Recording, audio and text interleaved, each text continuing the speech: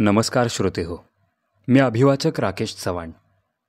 आजचा आपला लेख आहे सोनेरी प्रवासाच्या चंदेरी आठवणी, कालनिर्णय, नाबाद 50. याचे लेखक आहेत कालनिर्णयचे संचालक जयेंद्र साळगावकर. ही गोष्ट आहे एका अशा दिनदर्शिकेची जी जगभरात विकत घेतली जाते आणि फक्त भिंतीवरच न राहता अनेकांच्या भावजीवनाचा हिस्सा बनली आहे. ही गोष्ट आहे एका अशा दिनदर्शिकेची जी एकूण 2-4 नाही तर तब्बल 7 भाषांमध्ये छापली जाते.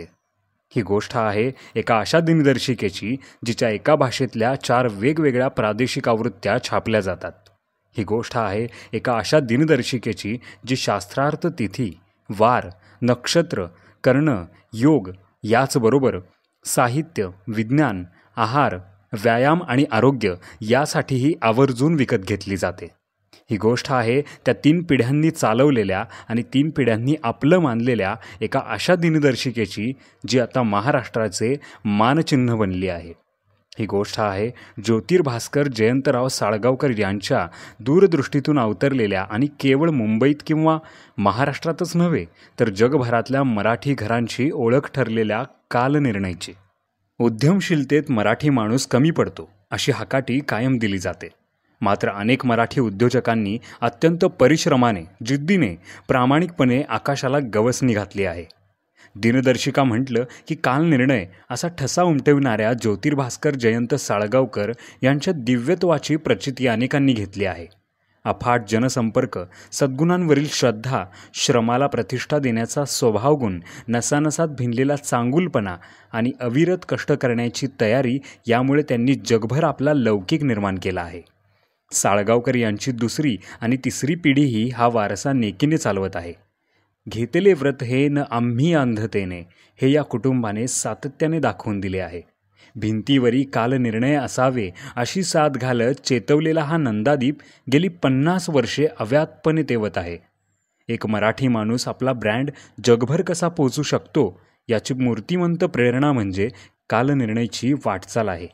कालनिर्णयच्या 50शी निमित्त जयंत साळगावकर यांनी घेतलेला हा आढावा दिशादर्शक आहे. कालनिर्णयची देदीप्यमान वाटचाल अशीच वर्धिष्णू होत राहो याच सपराग परिवारातर्फे त्यांना मनपूर्वक शुभेच्छा. भाग्य थोर म्हणून मी या गोष्टीचा एक भाग आहे आणि कालनिर्णयच्या गेल्या 50 वर्षांच्या प्रवासाचा एक सहभागी साक्षीदार आहे. साळगावकरांच्या घरात जन्माला आल्यानेच मला हे भाग्य लाभले आणि माझ्या वडिलांनी मला लहान वयातच कालनिर्णयच्या कामात जोडून घेतल्याने आज कालनिर्णयचा सुवर्ण महोत्सव साजरा करताना मी अभिमानाने, आनंदाने आणि कृतार्थतेने ही गोष्ट तुम्हाला सांगत आहे. कालनिर्णयची गोष्ट जरी 1972 सालापासून सुरू होत असली तरी या कल्पिताहून अद्भुत सत्यकथेचा उपोद्घात मात्र त्याआधी काही वर्ष लिहिला गेला होता. माझ्या वडिलांनी त्यांच्या आयुष्यात अनेक चढउतार पाहिले. शब्दकोडी या एकेकाळी तुफान लोकप्रिय झालेल्या संकल्पनेवर प्रभुत्व असलेल्या माझ्या वडिलांना म्हणजेच जयंतराव साळगावकरांना त्या कोड्यांनी जसे प्रसिद्धीचे शिखर दाखवले होते तसेच अपयशाचा निश्चितम तळही दाखवला होता. उद्योगामध्ये जे मोठे आर्थिक नुकसान सोसावे लागले त्यानंतरच्या काळात व्यंकटेश पै आणि शिरीष पै यांच्याशी स्नेह असल्याने ते आचार्य अत्र्यांच्या दैनिक मराठामध्ये मित्रत्वाच्या नात्याने काही काम करत होते. त्याशिवाय निर्णय सागर या त्या काळात प्रसिद्ध असलेल्या दिनदर्शिकेसाठी भविष्य लिहित होतेच. ज्योतिषशास्त्र आणि पंचांगाचा त्यांचा गाढा अभ्यास होता. त्यामुळे त्यांच्या डोक्यात एक नवीन संकल्पना आली.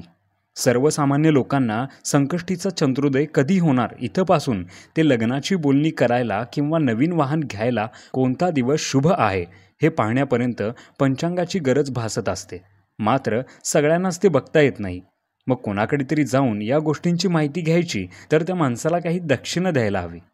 इतकं करून त्याने ते नीट पाहिलं. त्यांचं गणित चुकलं तर काय याची धाकधूक असायची ती वेगळीच. मग लोकांच्या घराघरातल्या भिंतीवर जे लटकत असतं त्याच कॅलेंडरमध्ये इंग्रजी तारखा आणि आपलं पंचांग याचा मेळ घालून एक सर्वांगीण उपयुक्त अशी दिनदर्शिका तयार केली तर. शिवाय पंचांग, तारखा आणि दिनविशेष देताना प्रत्येक महिन्याच्या मागच्या पानावर काही उपयुक्त मजकूर, ललित लेख, आरोग्यविषयक सल्ला देता आला तर आपोआपच त्या दिनदर्शिकेचं मूल्यवर्धन होईल आणि लोकांना ते अतिशय उपयुक्त वाटेल. आज 50 वर्षानंतर कालनिर्णयच्या जन्माकडे वळून बघताना मला वाटते की भिंतीवरच्या दिनदर्शिकेच्या मागच्या पानाला पुढच्या दर्शनी पाना इतकंच महत्त्व प्राप्त करून द्यायची कल्पना सुचणं हाच तो क्षण होता ज्याने इतिहास घडवला. माझ्या वडिलांना, जयंतराव साळगावकरांना एक भन्नाट कल्पना तर सुचली होती, पण नुसती कल्पना सुचून चालत नाही. ती प्रत्यक्षात आणायला खिशाचा अर्थपूर्ण आधारही असावा लागतो. तेव्हा माझ्या वडिलांची आर्थिक अवस्था अगदी बिकट होती, मात्र त्यांनी जोडलेली माणसं हीच त्यांची खरी संपत्ती होती. त्यामुळे मुंबईतील भाजीपाल्याचे एक ठोक व्यापारी मुकुंद ठकुजी पाटील हे त्यांना मदत करायला पुढे आले. जयंतराव म्हणजे एकदम प्रामाणिक आणि खात्रीचा माणूस. त्याला मदत केली तर ती वाया नक्कीच जाणार नाही या विश्वासानेच मुकुंदराव पाटलांनी माझ्या बाबांना नवीन धंद्याला मदत म्हणून 10,000 रुपये दिले. बघा हां, तेव्हा म्हणजे 1972 साली सोन्याचा भाव होता तोळ्याला ₹202. तेव्हाचे 10,000 म्हणजे किती मोठी रक्कम होती. तर पाटलांकडून सुरुवातीचे भांडवल मिळाले आणि माझ्या वडिलांनी 1973 साली त्यांच्या अभिनव संकल्पनेतील दिनदर्शिका छापून बाजारात आणायचे ठरवले. त्याचवेळी माझ्या आईला स्वप्नात श्री गणेशाचा दृष्टांत झाला आणि तिने सांगितलं की या नवीन उद्योगाचं नाव गणपतीच ठेवा, म्हणजे नक्कीच यश मिळेल. मग त्यानुसार माझ्या वडिलांनी सुमंगल पब्लिशिंग कंपनी या नावाने कंपनी सुरू केली आणि नव्या दिनदर्शिकेचं नाव ठरवलं कालनिर्णय. तेव्हा हा निर्णय आमच्या सगळ्यांच्या उद्यावर किती मोठा परिणाम करणार आहे याची तशी कोणालाच कल्पना नव्हती. मी तर तेव्हा अवघा 13 वर्षांचा होतो. मात्र नवीन कंपनी म्हणजे काय, आपण दिनदर्शिका छापणार म्हणजे नेमकं काय करणार याची तितकी व्यावहारी जाणीवही मला नव्हती. दैनिक मराठाच्या कार्यालयाच्याच इमारतीत तळमजल्यावर एक प्रेस होता. तिथे बाबांनी कालनिर्णय छापायला दिले. नवीन संकल्पना, नवीन दिनदर्शिका, बाजारात काय आणि किती प्रतिसाद मिळेल याचा अंदाज नव्हता, म्हणून पहिल्यांदा 5,000 प्रती छापून विक्रीला पाठवल्या. आणि त्याची पण गंमतच बरं का.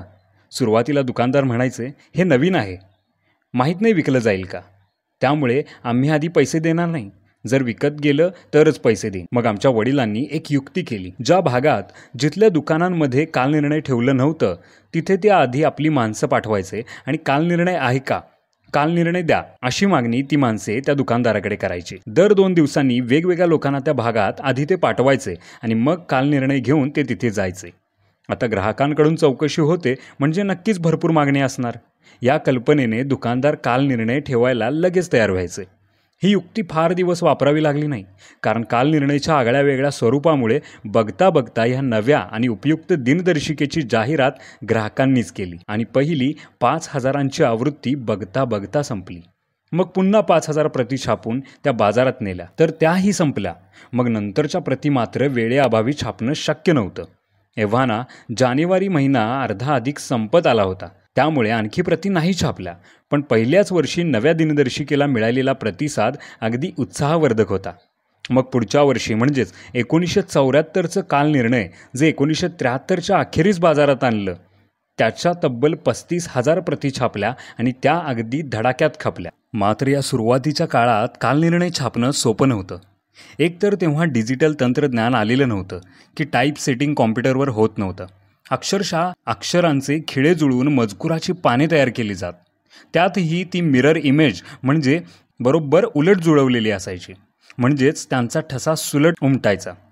अशा जुळवलेल्या मजकुराचे मुद्रित शोधनही किचकट असायचे. मी नंतर म्हणजेच 1975मध्ये आर्किटेक्चर कॉलेजला जायला लागलो आणि तेव्हापासून कालनिर्णयाच्या कामात खऱ्या अर्थाने सहभागी होऊ लागलो.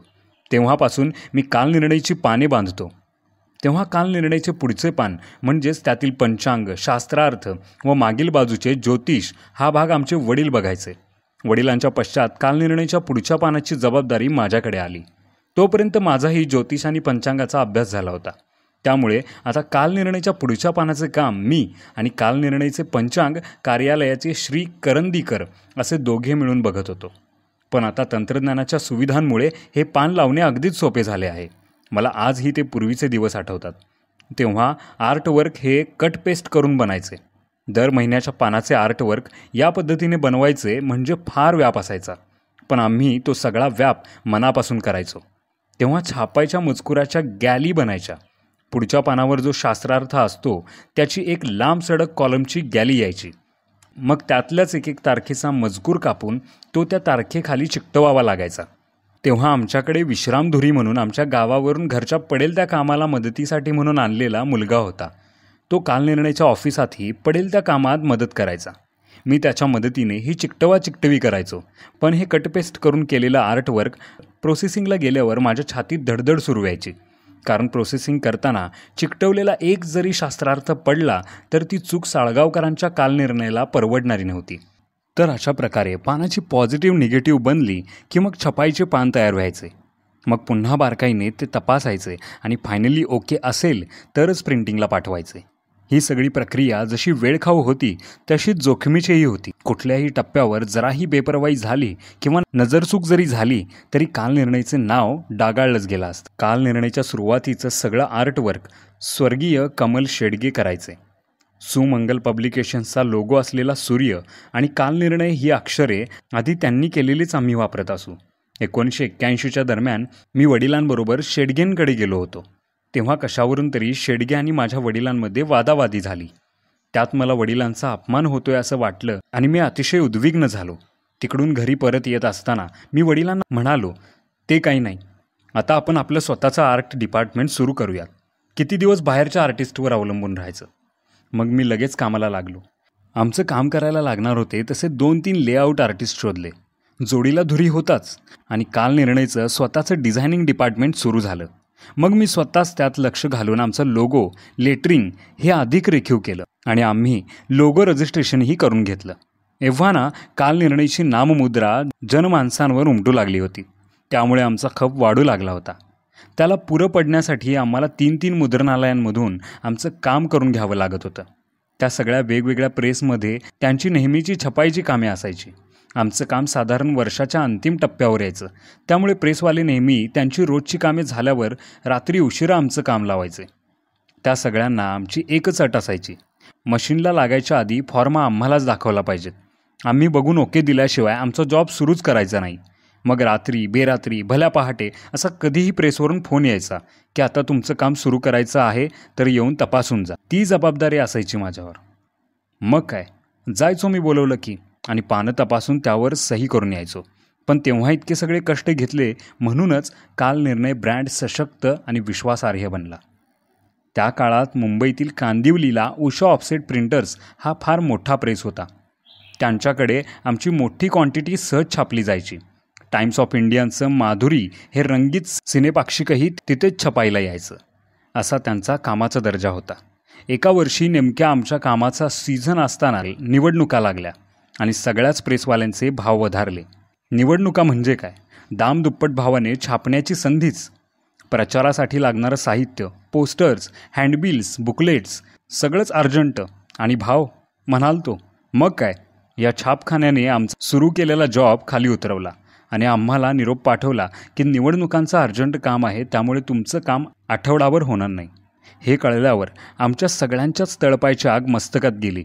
पण त्या प्रेसवाल्यावर संतापून काहीच उपयोग नव्हता. आता ठरलेल्या वेळेत अपेक्षित दर्जाची छपाई कशी आणि कुठून करायची हा मोठाच प्रश्न आमच्यासमोर उभा होता. जर ठरलेल्या वेळेनुसार छपाई झाली नाही तर कालनिर्णय बाजारात उशिरा येईल, ज्यामुळे आमचे नाव तर खराब होईलच पण विक्रीवरही परिणाम होईल. त्यामुळे आता आयत्या वेळी छपाई कशी करून घ्यायची या विचाराने आम्ही आधीच गर्भगळीतच झालो. पण घाबरून चिडून समस्या सुटणार नव्हती. मग एकामागून एक मुद्रणालयांना विचारायला सुरुवात केली आणि ज्यांच्याविषयी खात्री वाटली अशांना थोडं थोडं काम वाटून दिलं. वेगवेगळ्या प्रेसकडे काम गेल्याने पुरवठ्यावर थोडा परिणाम झालाच, शिवाय सगळ्यांना या परिस्थितीचा ताणही सहन करावा लागला. मात्र या प्रसंगानंतर आमचं ठरलं की आता साळगावकरांनी छपाईसाठी स्वतःच मुद्रणालय सुरू करायलाच हवे. त्यामुळे दुसऱ्यांवर विसंबून राहावे लागणार नाही व दर्जा आणि वेळेच्या बाबतीत तडजोड करावी लागणार नाही. स्वतःचा प्रेस सुरू करायचा म्हटल्यावर त्यासाठी जागा शोधणं आलं. बरं, आम्हाला ही जागा मुंबईतच हवी होती. त्यामुळे शोधाशोध सुरू झाली आणि कळालं की अंधेरीच्या MIDCमध्ये काही प्लॉट्स विक्रीला काढले आहेत. माझा भाऊ जयानंद आणि आमचा मित्र हेमंत कोळवणकर यांच्याबरोबर जाऊन योग्य ती जागा शोधून आला. त्याला ती जागा बरी वाटली म्हणून नंतर मी त्याच्याबरोबर जाऊन पाहून आलो. मलाही ती जागा पसंत पडली. मात्र आमचा थोरला भाऊ जयराज याचं मत थोडं वेगळं पडलं. तो म्हणाला, अरे तिथे सगळं जंगल आहे, तिकडे कुठे प्रेस उभारायचा, ती काही सोयीची जागा नाही. पण मी समजावलं की कुठलीही जमीन विकसित होण्याआधी खडकाळ नाही तर जंगलाने भरलेली अशीच असते. जेव्हा तिचा वापर सुरू होतो, तिथे काही उभं राहतं, तेव्हा हळूहळू सगळ्या सोयी सुविधा तयार होतात. मग त्या जागेचं रूपच पालटून जातं. त्यामुळे हा प्लॉट आपण घ्यायलाच हवा. माझ्या वडिलांचंही त्या जागेबद्दल अनुकूल मतच होतं. मग जयराजचा विरोधही शमला. आता तो फ्लॅट मिळवायचा तर त्यासाठी फक्त रीतसर अर्ज करून पुरणार नव्हतं. कोणाच्या तरी मार्फत ते काम होईल याची खात्री करून घ्यावी लागणार होती. त्या काळी महाराष्ट्राचे उद्योगमंत्री जवाहरलाल दर्डा होते. त्यांच्या शब्दानं काम होईल असं कळलं, पण दर्डांकडे आमची ओळख नव्हती. मग त्यांच्याकडे आमच्यासाठी कोण शब्द टाकणार? त्यावेळी आमचे वडील लोकसत्तामध्ये शब्दकोडी खात्यात नोकरी करत होते. तेव्हापासूनची त्यांची स्वर्गीय विद्याधर गोखलेंशी मैत्री होती. आता गोखले लोकसत्ताचे संपादक होते आणि त्यांची दर्डाजींशी चांगली ओळख होती. मग विद्याधरजी माझ्या वडिलांना जयवंतरावांना दर्डाजींकडे घेऊन गेले. दर्डाजींना काल निर्णय माहीत होतं, पण त्याचे साळगावकर कोण हे माहीत नव्हतं. विद्याधरजींनी कामाचं स्वरूप सांगितलं तर दर्डाजींनी लगेच आपल्या सचिवाला बोलावून MIDCमध्ये सूचना द्यायला सांगितली आणि खरोखरच आम्हाला हवा असलेला प्लॉट मिळाला. त्या प्लॉटची किंमत तेव्हा ₹2,81,000 इतकी होती. त्या काळात म्हणजेच 1981मध्ये एकदम इतकी रक्कम गोळा करणं आम्हाला जरा जडच गेलं. परंतु हीच व्यवसायाची वृद्धी करण्याची संधी आहे हे ओळखून आम्ही ती रक्कम जमवली आणि तो प्लॉट ताब्यात घेतला. प्लॉट तर ताब्यात आला. आता पुढचा टप्पा म्हणजे प्रेसचं बांधकाम. तो टप्पा अधिकच कठीण होता. एकतर प्लॉट घेताना आमच्याकडे साठवलेली गंगाजळी वापरून झालेली होती. त्यामुळे इमारत बांधायला पैशांची चणचण होतीच. त्यात त्या काळात सिमेंटचा तुटवडा होता आणि वेळेवर सिमेंट न मिळाल्याने रखडलेले अनेक प्रकल्प आम्ही पाहत होतो. यातील आर्थिक अडचण दूर झाली ती बँक ऑफ महाराष्ट्राने कर्ज दिल्यामुळे. मात्र आता कर्ज घेतलेलं असल्याने बांधकाम लवकरात लवकर पूर्ण करून प्रेसचं काम सुरू करायला हवं याची जाणीव आम्हाला झाली. तेव्हा शासनाकडून परमिट देऊन सिमेंटचा कोटा दिला जात असे. सुदैवाने तत्कालीन मुख्यमंत्री AR अंतुलेजी यांच्याशी माझ्या वडिलांचे स्नेहसंबंध होते. त्यामुळे हे परमिट आम्हाला मिळणं सोपं गेलं. त्या काळात वरळीमध्ये शासनाचं स्मॉल स्केल इंडस्ट्रीजचं कार्यालय होतं. तिथून सिमेंटचा कोटा दिला जात असे. तिथे श्री विटाळकर हे मुख्य अधिकारी होते. त्यांना काल निर्णयाबद्दल ममत्व होतंच. त्यामुळे मग ते अनेकदा थोडा त्यांच्या अधिकाराचा फायदा घेऊन आम्हाला प्राधान्याने कोटा मंजूर करत असत. अशी मदत होत असल्याने आता लवकरच आपला स्वतःचा प्रेस बांधून पूर्ण होईल आणि काल निर्णय स्वतःच्या मालकीच्या प्रेसमध्ये छापली जाईल अशी स्वप्ने आम्ही सगळेच पाहत होतो. पण काही महिन्यात माझ्या लक्षात आलं की ज्या गतीनं सिमेंट मिळत आहे त्या गतीनं काम काही होत नाही आहे. उलट कामाची गती जरा रेंगाळल्यासारखीच वाटत होती. मी माझी शंका माझ्या भावाला जयानंदला बोलून दाखवली. आम्ही दोघांनी शोध घ्यायचं ठरवलं. आमच्या साईटला वेगवेगळ्या वेळी जाऊन भेट दिली. तिथल्या आजूबाजूच्या वस्तीमधील काही कामगारांशी, कोपऱ्यावरच्या पानवाल्याशी बोललो. तेव्हा लक्षात आलं की ज्याला आम्ही बांधकामाचं कंत्राट दिलं आहे तोच लबाडी करत. आमच्या सरकार दरबारी असलेल्या कॉन्टॅक्ट्समुळे आम्हाला लवकर सिमेंट उपलब्ध होत होतं आणि हा कॉन्ट्रॅक्टर त्यातलं 30-40% सिमेंट परस्पर दामदुप्पट भावाने विकत होता. त्याला आमचं बांधकाम करण्यात तसा काही रस नव्हता. मात्र आमच्याकडे येणारं सिमेंट असं परस्पर ब्लॅकने विकून आयती मलई खायला मिळत होती म्हणून तो आमच्याशी गोड बोलून आणि अदबीने वागून काम चालवत होता. तसा आमचा एक खाजगी रखवालदार आम्ही आमच्या साईटवर नेमलेला होता. रात्री उशिरा सगळीकडे सामसूम झाल्यावर कंत्राटदाराचे लोक येऊन आमच्या सिमेंटच्या साठ्यातील पोती गुपचूप घेऊन जातात अशी खबर आम्हाला लागली. आमचा प्लॉट एका छोटेखानी टेकडीच्या वरच्या भागात होता. इतर प्लॉट्सची बांधकामे तेव्हा सुरू झालेलीच नव्हती. खाली जवळपास शांतीनगर ही बसक्या घरांची वसाहत होती. तिथल्या काही स्थानिकांकडून आम्हाला या सिमेंट चोरीची खात्रीशीर माहिती मिळाली. मग मी आणि थोरला भाऊ जयानंदने आमच्या साठ्यातलं चोरलेलं सिमेंट टेम्पोमधून कुठल्या बांधकाम साईटवर नेलं जातं याची वित्तम बातमी काढली. आता आमच्या कंत्राटदाराची चोरी रंगेहात पकडण्यासाठी आम्ही त्या काळातलं एक स्टिंग ऑपरेशनच केलं. मी बरोबरच्या झोळीत एक छोटासा टेप रेकॉर्डर घेऊन मोटारसायकलवर जयानंदच्या मागे बसलो आणि आम्ही जिथे आमचं चोरलेलं सिमेंट ठेवलं होतं त्या बांधकाम साईटवर थडकलो. तिथल्या माणसांकडे आम्हाला सिमेंट हवंय अशी बतावणी करून बोलणं केलं. ते सगळं बोलणं माझ्या झोळीतल्या टेप रेकॉर्डरवर रेकॉर्ड करून घेत. हा सज्जड पुरावा घेऊन मग आम्ही आमच्या कंत्राटदाराला धरलं. आमच्याकडे रेकॉर्डेड संवाद असल्याने त्याला काही नाकारता येईल. पोलिसात देण्याची भीती घातली तेव्हा त्याने आमचं केलेलं नुकसान भरून द्यायची तयारी दाखवली. त्याच्याकडून भरपाई घेऊन आम्ही त्याला बदलून पार्ल्याला राहणाऱ्या श्री साने यांना काम दिलं. नंतर मात्र झपाट्यानं आमचं काम पूर्ण झालं. इमारत बांधून झाल्यावरच लगेच आम्ही आमची मशिनरी आणून तिकडे इन्स्टॉल केली. कालनिर्णयच्या या प्रेसचं भाग्य म्हणजे इमारतीचे काम सुरू असताना बँक ऑफ महाराष्ट्राचे महाव्यवस्थापक पटवर्धन साहेब काम बघायला येऊन गेलेच, परंतु महाराष्ट्राचं लाडकं व्यक्तिमत्व पु ल देशपांडे सुनीताबाईंसह कौतुकानं साळगावकरांच्या प्रेसचं काम बघायला आले होते. तर इतर इमारत पूर्ण, त्यात सगळी मशिनरीही लागली, पण तरीही कालनिर्णयच्या छपाईचं काम सुरू काही होईना. का?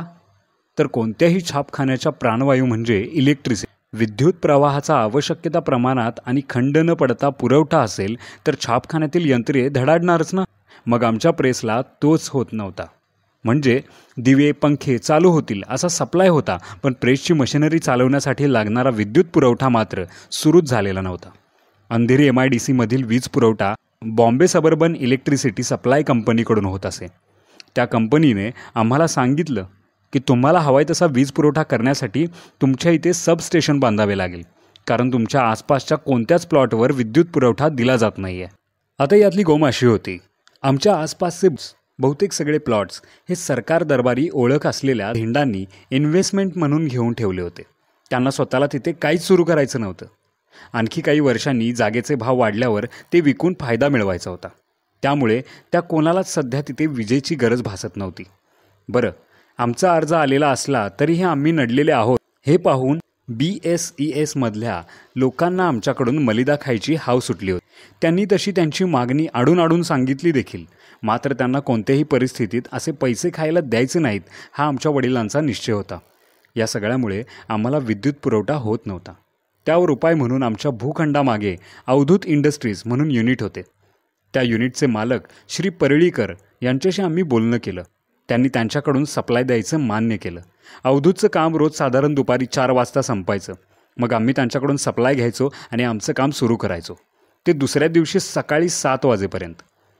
अशा प्रकारे त्यांच्याकडच्या वीज पुरवठ्यावर आमची प्रेस चालवायचो.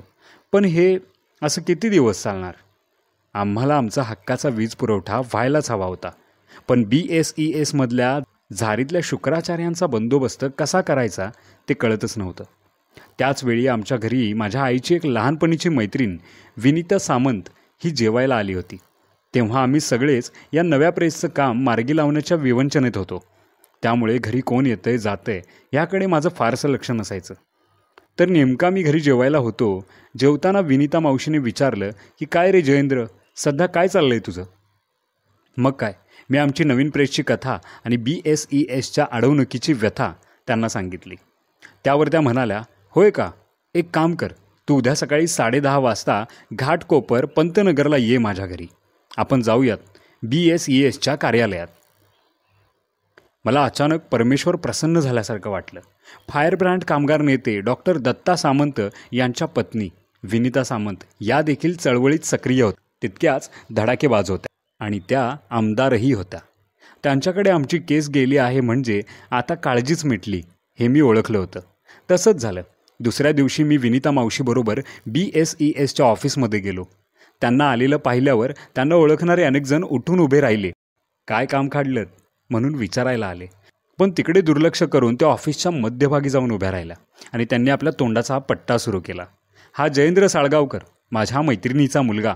याचा अंधेरी MIDC मध्ये प्रेस आहे. तुमचे लोक विनाकारण याची अडवणूक करत आहेत. जर 7 दिवसात यांना सबस्टेशन बांधून सप्लाय दिला नाहीत तर गाठ माझ्याशी आहे, लक्षात ठेवा. विनीता मावशीच्या दरडवण्याचा योग्य तो परिणाम झाला.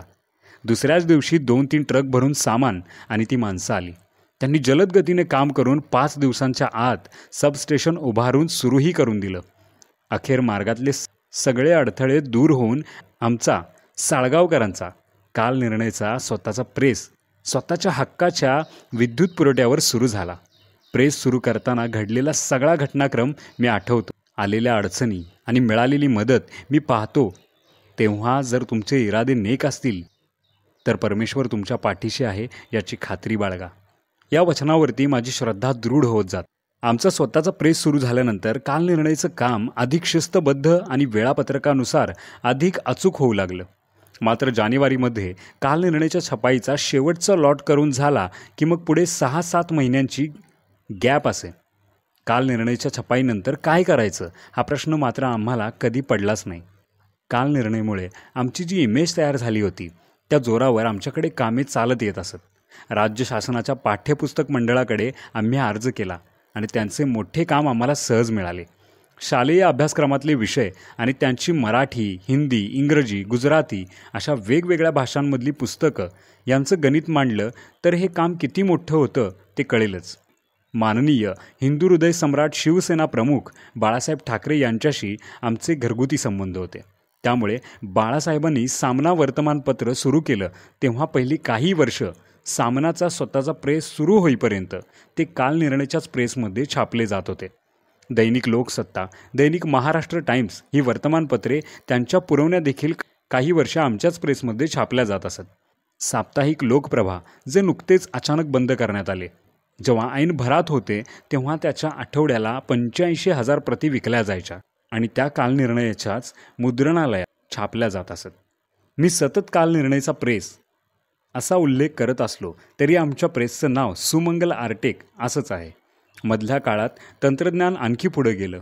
गॅली, लेटर प्रेस हे मागे पडले आणि डिजिटल फोटोटाईप सेटिंग सुरू झालं. सुरुवातीला या नव्या तंत्रज्ञानात एक मोठी उणीव होती. टाईप करताना चुकलेला शब्द प्रिंट होताना दुरुस्त करणं मोठं जिकिरीचं असे. त्यासाठी मजकुरातला चुकलेला शब्द कापून तिथे सुधारित शब्द चिकटवावा लागत असे. हे किचकट काम तेव्हा वरळीच्या स्पेड्स या कंपनीत करून मिळतं. या बदलत्या तंत्रज्ञानाचा विस्तार आणि आवाका बघून आम्ही आमचं युनिट आणखी अद्ययावत करण्याचा निर्णय घेतला आणि कॉम्प्युटर्स विकत घेऊन त्यावर कालनिर्णयचं DTP खातं सुरू केलं. या नव्या तंत्रज्ञानामुळे कट पेस्ट, पॉझिटिव्ह निगेटिव्ह ही प्रक्रिया संपली. पण आजही त्या जुन्या दिवसांची आणि तेव्हा घेतलेल्या परिश्रमांची आठवण आली की नकळतच मनाला एक हुरहुर लागते. कालनिर्णयच्या सुरुवातीच्या दिवसामधील म्हणजेच जेव्हा वेगवेगळ्या प्रेसमध्ये छापून कालनिर्णयचे गठ्ठे आमच्याकडे दादरच्या ऑफिसवर यायचे तेव्हाची एक आठवण अशीच मनाला हळवं करते. हे असे छापलेल्या कालनिर्णयचे गठ्ठे आमच्या ऑफिसवर आले की ते उतरवून घ्यायला फार माणसं नसायची. मग आम्ही भावंडेत साखळी करून उभे राहायचो आणि झेलून गठ्ठे उतरवायचो. असे ते गठ्ठे झेलताना कालनिर्णयची वरची ती पत्र्याची पट्टी हमखास हातात खुपत असे आणि कातडी सोलली जायची.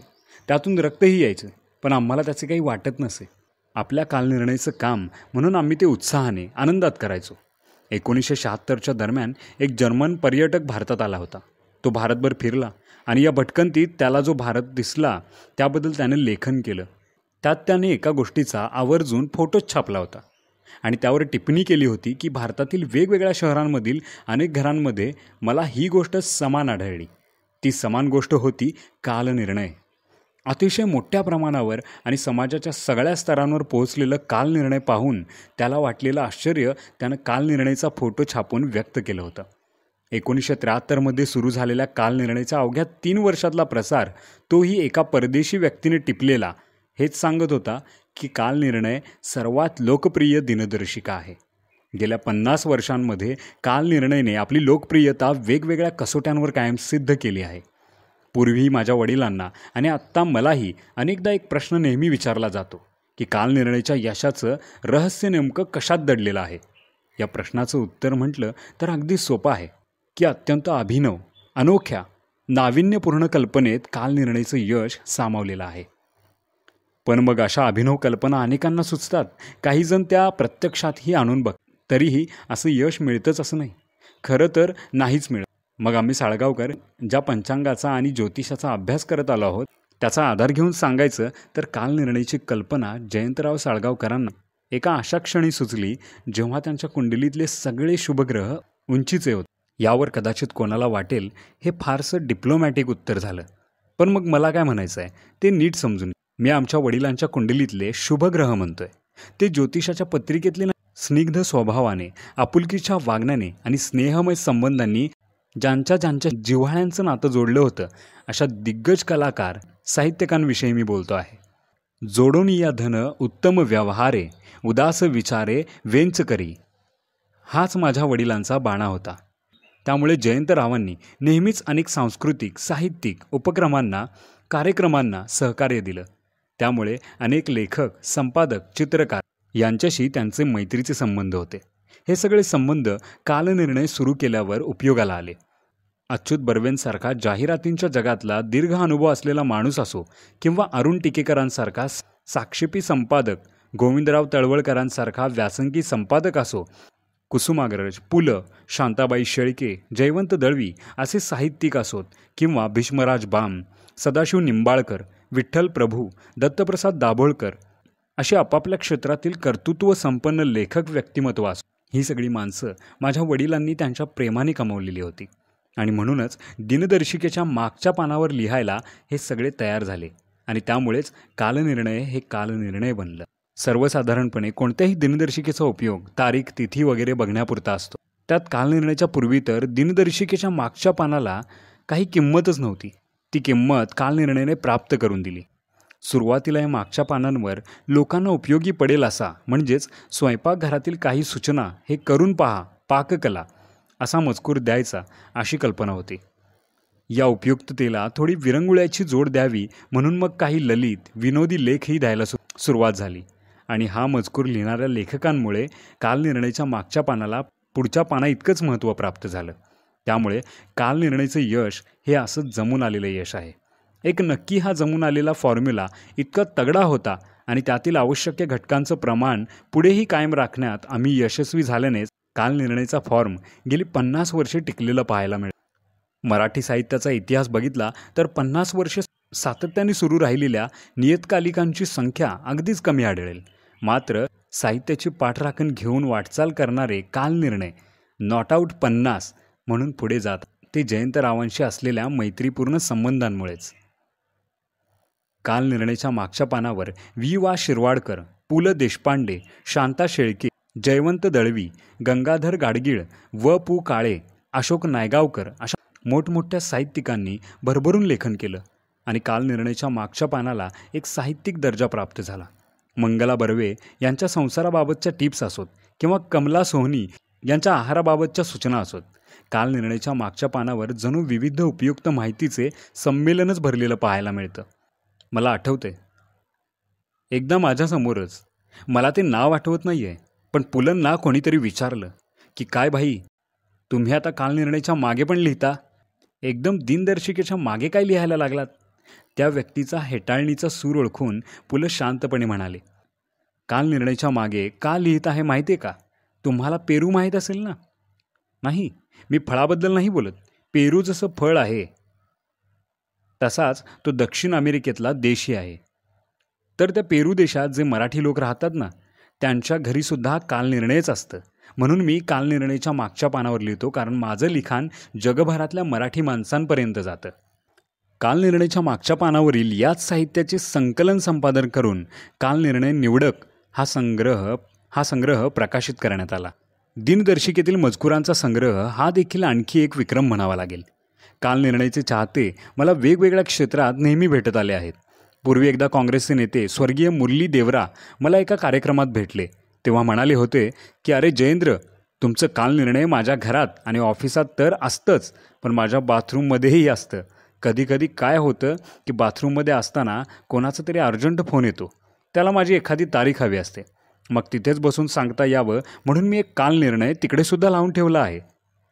आपले माजी केंद्रीय पर्यावरण मंत्री सुहासजी जावडेकर यांनी तर मला सांगितलं की अहो साळगावकर, माझ्याकडे गेल्या 25 वर्षांची कालनिर्णय मी जपून ठेवलेली आहेत.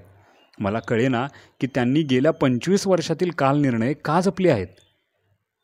तर ते म्हणाले, अहो त्यावर माझे सगळे दौरे, सभा, कुठल्या विषयावर सभा परिसंवाद झाले त्याच्या नोंदी, तसेच सार्वजनिक कार्यक्रमांच्या नोंदी आहेत. एखाद्या संदर्भ डायरीप्रमाणे वेळोवेळी रेफरन्स मिळतात मला त्यातून, म्हणून मी ते जपून ठेवलेले आहेत. गेल्या 50 वर्षांमध्ये कालनिर्णयाने नक्कीच मोठी मजल मारली आहे. एका प्रादेशिक भाषेत सुरू झालेल्या दिनदर्शिकेचा हा प्रवास खरोखरच थक्क करणारा आहे. मराठी कालनिर्णयाला यश मिळाल्यानंतर आम्ही हिंदी, इंग्रजी, गुजराती कालनिर्णयाच्या आवृत्त्या सुरू केल्या. मुंबईसारख्या बहुभाषिक शहराची ती गरजच होती. त्या आवृत्त्यानंतर उत्तम प्रतिसाद मिळालाच, परंतु कन्नड, तेलुगू, तमिळ भाषिकांकडूनही कालनिर्णयाची, त्यांच्या भाषेतल्या कालनिर्णयाची मागणी सुरू झाली. मग ती पूर्ण करणं क्रमप्राप्तच होतं. पण त्यामुळेच आम्ही महाराष्ट्राबाहेर पोचलो. या बहुभाषिक आवृत्त्यांमध्ये आम्ही काही काळ बंगाली आणि मल्याळम भाषेतील कालनिर्णयही काढत होतो.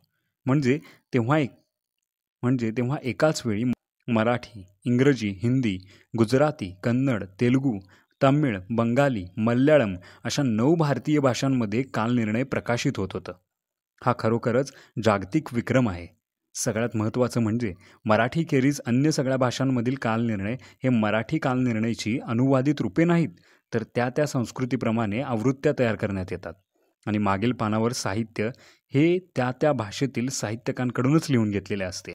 एका वर्षी या 9 भाषांमधील कालनिर्णयाच्या प्रकाशनाचा मोठा सोहळा करण्याचा आम्ही ठरवलं. या 9 कालनिर्णयांचे प्रकाशन करण्यासाठी माझ्या वडिलांनी हिंदीमधले ख्यातनाम साहित्यिक धर्मयुगचे संपादक पद्मश्री स्वर्गीय धर्मवीर भारती यांना आमंत्रित केले. त्यांच्या हस्ते हा प्रकाशन सोहळा वरळी येथील नेहरू सेंटरमध्ये झाला. खरं तर धर्मवीर भारती कुठल्याच अशा कार्यक्रमांना जात नसत, पण आमच्या वडिलांशी त्यांचे असलेले घनिष्ठ संबंध आणि कालनिर्णयावरील त्यांचे प्रेम यामुळेच त्यांनी आमच्या या कार्यक्रमाला येण्याचं मान्य केलं. या निमित्ताने सलग 9 दिवस 9 राज्यांची लोककला सादर करणारे कार्यक्रम नेहरू सेंटरच्या सहयोगाने करण्यात आले. 9व्या दिवशी 9 भाषांमधील कालनिर्णयांचा प्रकाशन सोहळा झाला. या कार्यक्रमाला धर्मवीर भारती आले. त्यामागचं त्यांनी आम्हाला सांगितलेलं कारण असं होतं की कालनिर्णयचे साळगावकर सगळा शास्त्रार्थ अभ्यासपूर्वक सांगतात, पण ते कधीही कोणत्याही व्रतवैकल्याचा पुरस्कार करत नाहीत. व्रतांचे अवडंबर माजवून त्यातून स्वतःचा आर्थिक लाभ साधत नाहीत. सध्या कालनिर्णय मराठी, हिंदी, इंग्रजी, गुजराती, तेलुगू, कन्नड, तामिळ भाषेतही छापलं जातं. मला वाटतं हा देखील एक विक्रमच असावा. या सगळ्या आवृत्त्यांबरोबरच महाराष्ट्रासाठी देखील आम्हाला 4 वेगवेगळ्या आवृत्त्या कराव्या लागतात. शहरांचे भौगोलिक स्थान बदलते, अक्षांक, रेखांश बदलतात, त्याप्रमाणे सूर्योदयाची वेळ, चंद्रोदयाची वेळ थोडी बदलते. मग कालनिर्णयमध्ये शास्त्रार्थ अचूक असायलाच हवा, म्हणून आम्ही नागपूर, मध्य महाराष्ट्र, कोकण आणि मुंबई अशा मराठी कालनिर्णयाच्या वेगवेगळ्या आवृत्त्या प्रकाशित करायला सुरुवात केल्या.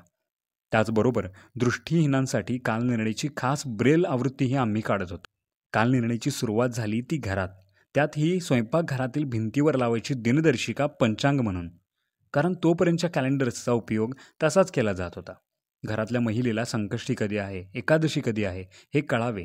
दूधवाल्याचा नाही तर कामवाल्या बाईचा खाडा लिहिता यावा इतकाच मर्यादित उपयोग केला जात असे, कारण या सगळ्या कॅलेंडर्सचा आवाका तितकाच होता. पण कालनिर्णयाने मात्र आरंभापासून आपलं अस्तित्व एक परिपूर्ण दिनदर्शिका पंचांग म्हणूनच ग्राहकांच्या मनात ठसवलं होतं. त्यामुळेच कालनिर्णय फक्त स्वयंपाकघरातील भिंतीपुरतंच मर्यादित राहिलं नाही. कालनिर्णयाच्या घराबाहेर रुळलेल्या लोकप्रिय झालेल्या आवृत्त्या म्हणजे कार कालनिर्णय आणि ऑफिस कालनिर्णय.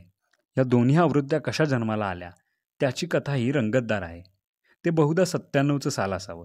तेव्हा माझा थोरला भाऊ जयानंद याची मारुती 118 EN ही कार होती. तो आपल्या कारमध्ये कालनिर्णयाचे लहान आकाराचे प्रिंटआउट काढून आरशाखाली टांगायचा. त्यावर त्याच्या वैयक्तिक नोंदी असायच्या, आठवणीसाठी तारखांना खुणा केलेल्या असायच्या. ते पाहून मला वाटलं की जयानंद जसा कालनिर्णयाचा उपयोग करतो आहे तसाच अनेकांना होऊ शकेल. मी आमच्या कुटुंबात ही संकल्पना मांडली की आपण कालनिर्णयाची कार आवृत्ती सुरू करूयात. तिलाही नक्की उत्तम प्रतिसाद मिळेल. पण का, कोण जाणे, अन्य कोणालाच माझी ही कल्पना तितकीशी पटली नाही. त्यामुळे अशी छोट्या आकाराची कालनिर्णय आवृत्ती छापायला अनुकूलता दर्शवली नाही. पण माझ्या कल्पनेवर आणि त्याहीपेक्षा कालनिर्णयाच्या उपयुक्ततेवर जास्त विश्वास होता. मी माझ्या एका मित्राला सहज ही कल्पना बोलून दाखवली. तो नेमका प्रिंटिंग प्रेसवाला होता. त्याला ही कल्पना इतकी आवडली की त्याने ट्रायलसाठी म्हणून मला हव्या त्या छोट्या आकाराची 5 कार कालनिर्णय चक्क मोफत छापून दिली. मग मीही चंग बांधला की कार कालनिर्णय लोकांपर्यंत पोचवायचाच. दुसऱ्या दिवशीपासून मी घरातून निघताना सोबत कार कालनिर्णयाचा गठ्ठा घेऊनच निघत असे. दर सिग्नलला थांबलेल्या टॅक्सीवाल्यांना, कारवाल्यांना, ओळखीच्या लोकांना एक कार कालनिर्णय देत असे. अनेकांनी तिथेच त्या स्पेशल आवृत्तीचं कौतुकही केलं. नंतर पुढच्या वर्षीपासून कार कालनिर्णयाच्या ऑर्डर्स यायला सुरुवात झाली. विक्रेत्यांकडूनच विचारणा आली की अहो, गेल्या वर्षी तुम्ही ते कारमध्ये लावायचं छोटं कालनिर्णय काढलं होतं ना, ते आम्हाला का दिलं नाहीत? यावेळी ते हवंय बरं का. मग काय, त्यावर्षी साधारण 15,000 कार कालनिर्णय छापली आणि सगळी हातोहात खपली. हळूहळू त्यांची मागणी वाढतच गेली, कारण फक्त कारमध्येच नव्हे तर बायकांच्या हँडपर्स आणि ऑफिस बॅगमध्येही ते आरामात मावते. विशेषतः किट्टी पार्टीजना महिलांना कार कालनिर्णयही त्याच कारणासाठी सोयीचे पडते. पुढच्या मीटिंगची, पार्टीची तारीख ठरवण्यासाठी हाताशी पटकन कालनिर्णय असेल तर लगेच ठरवता येते. आता जरी कालनिर्णयचे ॲप झालेले असले तरी आजही कालनिर्णयाची उपयुक्तता आणि म्हणून मागणीही कमी झालेली नाही. त्यावर वैयक्तिक नोंदी करणे सोपे आणि सोयीचे असल्याने लोक तेच वापरताना दिसतात. म्हणून तर आता कालनिर्णयाच्या काही लाख प्रती छापाव्या लागतात. शिवाय मराठीबरोबरच हिंदी, इंग्रजी, गुजराती आवृत्त्याही निघतात.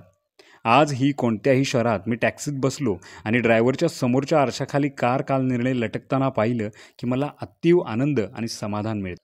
नेहमीच्या आकारापेक्षा लहान आकाराची कालनिर्णयाची कार आवृत्ती जशी लोकप्रिय आहे तशीच नेहमीच्या आकारापेक्षा दुपटीहून मोठ्या आकाराची ऑफिस कालनिर्णय आवृत्ती देखील लोकप्रिय आहे.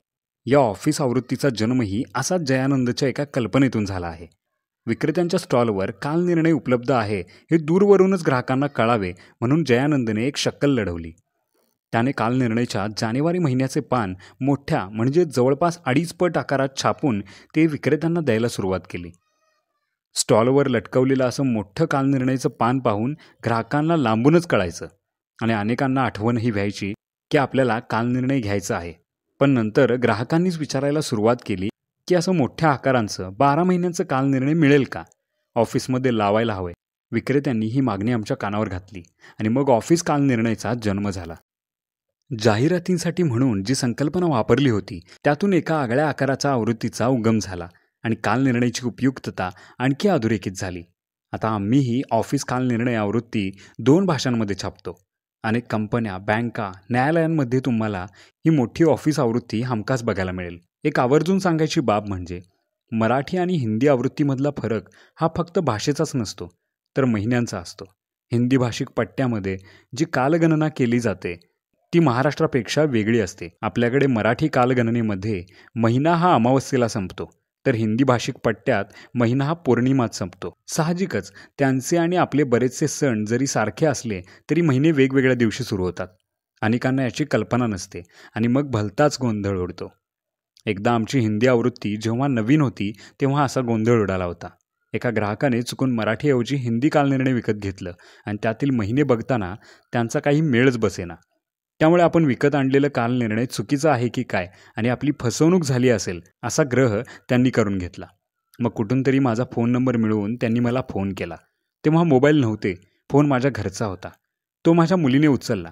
या ग्रहस्थाने तिला फोनवरच सुनवायला सुरुवात केली की तुम्ही ग्राहकांना फसवता, चुकीचं कॅलेंडर छापून विकताय, मी वकील आहे, मी तुमच्यावर केस टाकेन वगैरे वगैरे. माझी मुलगी बिचारी या सरबत्तीने घाबरली. तिने सांगितले की बाबा आत्ता घरी नाहीत, तुमचा नंबर देऊन ठेवा, आले की मी त्यांना फोन करायला सांगते. मग मी आल्यावर तिने मला हा सगळा प्रकार सांगितला. माझ्या लगेच लक्षात आलं की काय घोटाळा आहे.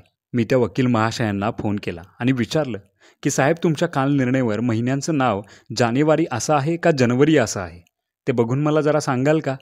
त्यांनी बघितलं आणि सांगितलं की जनवरी आहे. वर म्हणाले बघा म्हणजे तिथे पण तुम्ही चूक केली. मी त्यांना अडवलं आणि सांगितलं साहेब चूक तर तुमच्याकडून झाली आहे. तुम्ही चुकून मराठीऐवजी हिंदी कालनिर्णय विकत घेतला आहे आणि त्यामुळे त्यातली माहिती तुम्हाला चुकीची वाटते. मग त्यांना मराठी पंचांग आणि हिंदी पंचांग यातील फरक समजावून सांगितला. तसं त्यांच्या लक्षात आलं की दुकानदारांनी दिलेलं कालनिर्णय हे हिंदी का मराठी आहे हे न तपासताच घेऊन आले आहेत. कालनिर्णय चुकीचं नव्हतं पण ते त्यांच्यासाठी बनवलंच नव्हतं. काय घोटाळा झाला हे कळाल्यावर ते वरमले आणि फोन ठेवताना त्यांनी चक्क माझी माफी मागितली. दिनदर्शिकेवर दिलेला शास्त्रार्थ थोडा त्रोटक असतो. सर्वसामान्यांच्या उपयोगाची माहिती फक्त त्यात दिलेली असते पण अनेकांना अधिक तपशील हवे असतात. 1989च्या दरम्यान श्री विद्याधर करंदीकर हे कालनिर्णयाशी जोडले गेले. कालनिर्णय पंचांगांसाठी ते काम बघतात. आता त्यांची ओळख कालनिर्णयचे करंदीकर अशीच आहे. कालनिर्णयाच्या कार आणि ऑफिससारख्या वेगवेगळ्या आकाराच्या आवृत्त्या जशा आम्ही केल्या त्याचबरोबर वेगवेगळ्या भाषेतही कालनिर्णय नेलं. तसंच बदलत्या काळाची पावलं ओळखून आम्ही कालनिर्णय डिजिटल जगातही नेलं. कालनिर्णयाचं ॲप आता अनेक जण वापरतात. मात्र हे माध्यमांतर सोपं नव्हतं. 2011मध्ये आम्ही नव्या काळाला अनुसरून डिजिटल स्वरूपात कालनिर्णय उपलब्ध करून द्यायचं ठरवलं. कालनिर्णयाचं ॲप बनवून ते ग्राहकांसाठी उपलब्ध करून देताना सुरुवातीला ते फक्त ॲपल फोनसाठी बनवण्याचा निर्णय घेतला होता. तेव्हा एका अमेरिकन डॉलरचा दर 50 ते 55 भारतीय रुपये इतका होता. मग काल निर्णयच्या ॲपची किंमत पण तेवढीच ठेवण्यात आली. पण आम्हाला अपेक्षित होता तितका प्रतिसाद काही मिळाला नाही. जेमतेम 5,000 सुद्धा डाउनलोड झाले नाहीत. लाखांच्या घरात विकल्या जाणाऱ्या काल निर्णय ॲपला इतका अल्प प्रतिसाद. तर तेव्हा आमच्या प्रतिस्पर्धी कॅलेंडरने त्यांचं ॲप मोफत डाउनलोड पद्धतीने उपलब्ध करून दिलं होतं. साहजिकच मोफतला जास्त प्रतिसाद मिळाला आणि त्यांनी काही लाखाचा टप्पासुद्धा पार केला. मी माझ्या मोठ्या भावाशी याबाबत चर्चा केली. असं का झालं असावं? त्यांना जर मोफत ॲप द्यायला परवडते तर ते आपल्याला का नाही परवडत? त्यावर त्याने त्यात काही तांत्रिक, काही आर्थिक अडचणी असल्याचं मला सांगितलं. अडचणी म्हटलं की मला जरा जोरच येतो. आजपर्यंत इतके अडचणी पार करत करत हा टप्पा गाठला आहे. मी त्याला सांगितलं की जर मला काल निर्णयच्या ॲपचं स्वामित्व देत असशील तर मी या अडचणी दूर करून काल निर्णयला डिजिटल जगातही त्याचं स्थान मिळवून देईन. त्याने मला ॲपचं स्वामित्व दिलं. मग मी माझ्या मुलाच्या समर्थच्या मदतीने त्यावर काम सुरू केलं. मोठी अडचण ही होती की आधीचे काल निर्णयचे ॲप डाउनलोड नगण्य असल्याने आम्हाला जाहिराती मिळणार आणि जाहिरातींना आधार नसेल तर फ्री डाउनलोड ठेवायला परवडणार नाही. पण एका मित्राच्या मदतीने ओरा या ज्वेलर्स कंपनीची मोठी जाहिरात मिळवली आणि आम्हाला 2014चं काल निर्णय ॲप फ्री टू डाउनलोड देता आलं. त्यामुळे मुद्रित काल निर्णयप्रमाणेच डिजिटल काल निर्णयनेही लाखाचा टप्पा ओलांडला आणि नव्या जगातही काल निर्णयची नाममुद्रा उमटवली. त्यानंतर आता काल निर्णय ॲप टू फ्री डाउनलोड तत्वावर 4 भाषांमध्ये उपलब्ध आहे आणि जगभरातील लोक त्याचा लाभ घेतात. आता काल निर्णयच्या डाउनलोड्सचा आकडा 1,40,40,00,000च्या वर गेला आहे. वर्तमानपत्रात याची बातमीही झळकली. काल निर्णयचा हा नवा प्रवास माझ्या मुलाच्या समर्थच्या मदतीनेच शक्य झाला. मुख्य म्हणजे काल निर्णय ॲप आल्यावरही मुद्रित काल निर्णयच्या खपावर त्याचा काही परिणाम झालेला नाही. एकतर दोन्हीची उपयुक्तता वेगवेगळी आहे. ग्राहक आपापल्या गरजेप्रमाणे हवी ती आवृत्ती वापरतात. ज्यांच्या मोबाईलमध्ये काल निर्णय ॲप आहे त्यांच्या घरातल्या भिंतीवरचं काल निर्णयचं स्थान अबाधितच आहे. त्यामुळे मी आणि समर्थ आम्ही दोघेही याबाबतची अशी खात्री बाळगून आहोत की काल निर्णयचं ते स्थान कधीही ढळणार नाही. आता एखादं उत्पादन लोकप्रिय झालेलं आहे का हे कसं ओळखायचं? तर जेव्हा त्या उत्पादनाची नकल बाजारात येते, डुप्लिकेट माल विक्रीला येतो, तेव्हा समजायचं की ते उत्पादन नक्कीच भरपूर लोकप्रिय झालेलं आहे. या निकषावर तर काल निर्णयाने लोकप्रियतेचे सगळे मापदंड ओलांडलेले आहेत. पहिल्या काही वर्षांमध्येच काल निर्णयाचा खप पाहून महाराष्ट्रातल्या अनेक जिल्ह्यांमध्ये काल निर्णयाची नक्कल व्हायला सुरुवात झाली.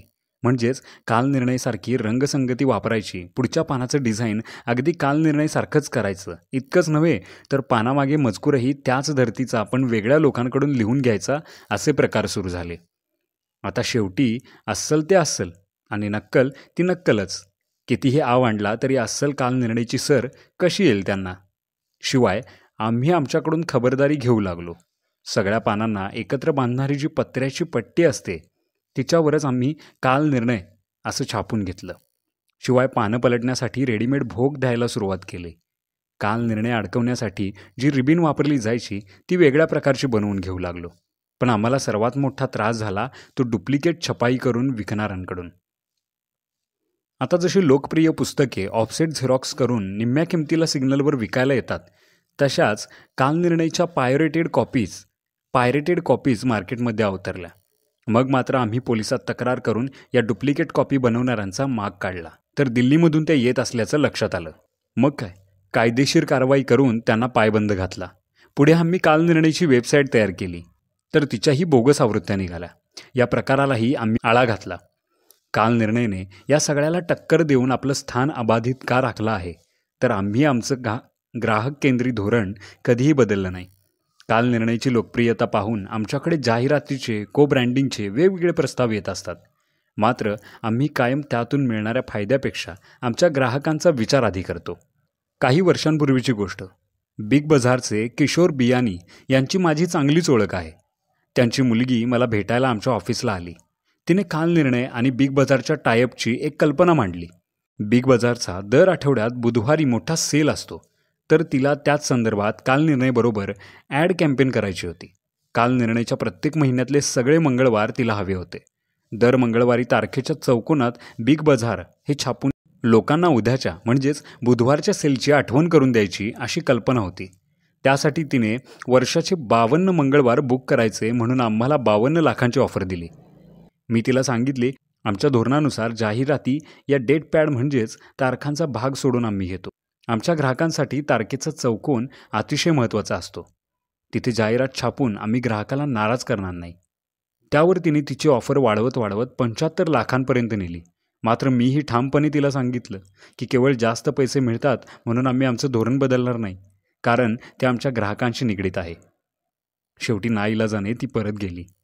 काल निर्णयाच्या या प्रवासातील एका टप्प्याचा मला आवर्जून उल्लेख करावासा वाटतो. माझ्या वडिलांना सदैव सांस्कृतिक साहित्यिक क्षेत्राबद्दल जिव्हाळा वाटत असे. त्यातूनच या क्षेत्रातील प्रतिभावंतांचा, उभरत्या कलाकारांचा, ज्येष्ठांचा गौरव करावा म्हणून आम्ही 1997 साली काल निर्णय सन्मान संध्या हा पुरस्कारांचा कार्यक्रम सुरू केला. तेव्हा एखाद्या दिनदर्शिकेने असा उपक्रम सुरू करावा हाच चर्चेचा विषय ठरला होता. मात्र पुरस्कारांची घसघशीत रक्कम, कार्यक्रमाचा खर्च आणि मिळणारा प्रतिसाद याचं गणित काही जमेना. आम्ही दूरदर्शनवरून या कार्यक्रमांचं प्रसारण झालं तर जाहिरातदार मिळतील म्हणून प्रयत्न केले, पण तुमच्या कार्यक्रमात काल निर्णय शब्द सातत्याने दिसतो म्हणून आम्ही तो दाखवू शकत नाही असं कारण देऊन दूरदर्शनने आमचा प्रस्ताव फेटाळला. कार्यक्रमाची आर्थिक घडी बसवणं कठीण गेल्याने नाईलाजाने आम्हाला तो उपक्रम बंद करावा लागला. मात्र काल निर्णयाच्याच माध्यमातून सुरू झालेला एक उपक्रम असा आहे की जो गेली 29 वर्षे म्हणजेच 1993 पासून सातत्यानं सुरू आहे. हा उपक्रम म्हणजे शालेय विद्यार्थ्यांसाठीची मनाचे श्लोक पाठांतर स्पर्धा. सुरुवातीला आम्ही मुंबई महानगरपालिकेच्या माध्यमातून महापालिकेच्या शाळांमध्ये हा उपक्रम सुरू केला आणि आता यात खाजगी शाळाही सहभागी होत आहेत. शालेय विद्यार्थ्यांनी मनाचे श्लोक पाठ करायचे आणि म्हणून दाखवायचे. त्यातील उत्तम सादरीकरणाला पारितोषिके दिली जातात, असे याचे स्वरूप आहे. हा उपक्रम आम्ही अखंडपणे सुरू ठेवला याचा आम्हाला सार्थ अभिमान आहे. यावर्षी काल निर्णयाने 50 वर्षांचा प्रवास पूर्ण केला. त्यानिमित्ताने हा आठवणींचा पट मला उलगडावासा वाटला. ज्यांनी काल निर्णय जन्माला घातलं ते आमचे वडील जयंतराव साळगावकर. आपल्या या तुफान लोकप्रिय आणि अतिशय उपयुक्त ठरलेल्या अपत्याशी 50शी पाहायला या जगात नाहीत. मात्र त्यांनी घालून दिलेल्या या दंडकांचे पालन करत आणि त्यांनी आखून दिलेल्या मार्गावरूनच आम्ही हा प्रवास पुढे सुरू ठेवला आहे. काल निर्णयाची आर्थिक उलाढाल फार प्रचंड नाही, पण त्या तुलनेनं काल निर्णयाने बाजारात मिळवलेली पत आणि ग्राहकांच्या मनात आणि जगात मिळवलेलं स्थान मात्र फारच मोठं आहे. एका प्रादेशिक भाषेत सुरू झालेली दिनदर्शिका आज जागतिक स्तरावर पोहोचली आहे. एक आमच्या अभिमानाची आणि आनंदाची बाब म्हणून सांगतो. जगभरातील महाराष्ट्र मंडळात जेव्हा जेव्हा नाटक सादर केलं जातं तेव्हा तेव्हा नाटकातलं घर मराठी आहे हे दाखवायला काल निर्णय टांगलेला असतंच. इतकंच कशाला, हिंदी सिनेमा, वेब सिरीजमध्येही जेव्हा चाळीतलं, ब्लॉकमधलं, मुंबईतलं भारतीय घर दाखवायचं असेल तेव्हाही काल निर्णय टांगलेलं पाहायलाच मिळतं. एका परीने खरोखरच काल निर्णय ही महाराष्ट्राची ओळख ठरला आहे आणि आम्हा साळगावकरांना त्याचा सविनय अभिमान आहे. आम्हा सगळ्याच भावंडांच्या हयातीत काल निर्णयाचा सुवर्ण महोत्सव होत आहे ही आमच्यासाठी खरोखरच समाधानाची गोष्ट आहे. सर्वात महत्त्वाचं म्हणजे कुठल्याही व्यवसायातील यशाचं श्रेय हे कोणा एकट्या दुकट्याचं नसतं. आपल्याला वेळोवेळी समजून घेणारे आपल्या घरचे, व्यवसायातील आपले कुटुंब सदस्य, सहकारी, आपले कर्मचारी आणि पदोपदी भेडसावणाऱ्या अडचणीत सद्भावनेने मदतीसाठी उभे राहत असलेले सर्वजण, यामुळेच यशाचं उत्तुंग शिखर गाठता येतं. काल निर्णयाच्या यशात या सगळ्यांचा सहभाग आहे असंच मी मनोमन मानतो. आता साळगावकरांची तिसरी पिढीही काल निर्णयाशी जोडली गेलेली आहे. वाढलेला व्याप नव्या तंत्रज्ञानाच्या मदतीनं आधुनिक पद्धतीनं सांभाळण्यासाठी ती सज्ज आहे. पुढे काल निर्णयाचा अमृत महोत्सव होईल तेव्हा काय, किंवा आणखी पुढे शतक महोत्सव होईल तेव्हा काय, आम्ही असू नसू पण साळगावकरांचं काल निर्णय नक्कीच असेल आणि तेव्हाही ते आजच्याच स्थानावर असेल याची मला खात्री वाटते. चतुरस्त्र, परखड, रास्त, कर्तव्यदक्ष, चपराक, साहित्य आणि पत्रकारितेचा एक बुलंद आवाज. संपादक घनश्याम पाटील. साहित्य चपराक मासिकाचे आजच वर्गणीदार व्हा. चपराक प्रकाशनच्या दर्जेदार पुस्तकांसाठी संपर्क साधा www.chaprak.com